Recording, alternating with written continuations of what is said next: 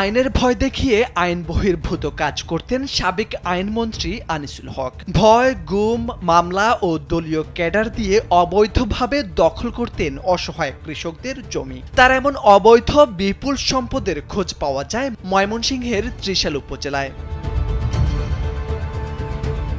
ঢাকা ময়মনসিংহ মহাসড়কের পাশে করা প্রজেক্টে জোর করে অনেকের জমি লিখে নিয়েছেন শেখ হাসিনা সরকারের আইনমন্ত্রী আনিসুল হক। কেউ জমি দিতে রাজি না হলেই ডেকে নেওয়া হতো ঢাকায় র্যাব সদর দপ্তরে। স্থানীয় দালালদের মাধ্যমে গ্রামের কৃষকদের নামে দেওয়া হতো মামলা, বাধ্য করা হতো কম মূল্যে জমি লিখে দিতে।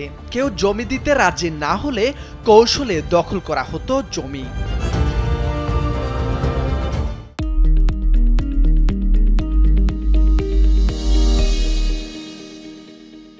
খোঁজ নিয়ে জানা গেছে ময়মনসিংহের ত্রিশাল উপজেলায় মঠবাড়ি ও আমিরাবাড়ি ইউনিয়নের রায়মনি গ্রামে ঢাকা ময়মনসিংহ মহাসড়কের পাশে খাগাটিপাড়া ও নারায়ণপুর মৌজা, এখানে ৮ একরের একটি আবাসন প্রজেক্ট রয়েছে। প্রজেক্টের সাবেক আইনমন্ত্রী আনিসুল হকের নামে জমি আছে ৩ একর ৭৪ শতাংশ।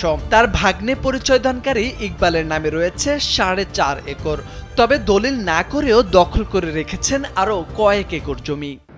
অনেক জায়গা প্রায় ২০০-৩০০ একরের উপরে এরা জনগণের কাছ থেকে জোর করিয়া অনেক জায়গা জোর করিয়াও নিছে, আবার অনেক জায়গা টাকা দাও নিছে। ত্রিশাল উপজেলা ভূমি অফিস সূত্রে জানা গেছে এখনো পর্যন্ত আনিসুল হকের নামে খারিজ হয়েছে ১ একরেরও বেশি জমি।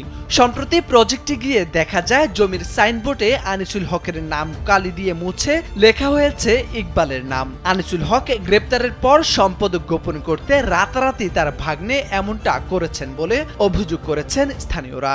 আমার জমিন হ্যাঁ জোরে জবরে মনুরছন পয়সা করি আমার দিছে না, হ্যাঁ তার আইনমন্ত্রীর ক্ষমতা তার দালাল লাগাই হেরা, এই দালালরা নেয়া মনে হচ্ছে জমিন দলের নেয়া হেরিয়া আরেকজনের কালো হারাই নিচ্ছে। আমার আইনমন্ত্রী ৫ বছর জেল খেলাইছে। জমি দখলে রাখা অভিযুক্ত ইকবাল আত্মগোপনে রয়েছেন। এদিকে গেল ১৩ আগস্ট রাজধানীর সদরঘাট এলাকা থেকে সালমান এফ রহমান ও আনিসুল হককে গ্রেপ্তার করা হয়। এরপর তাকে ২ দফা রিমান্ডে নেওয়া হয়েছে। মোরশেদ আলম, কালবেলা।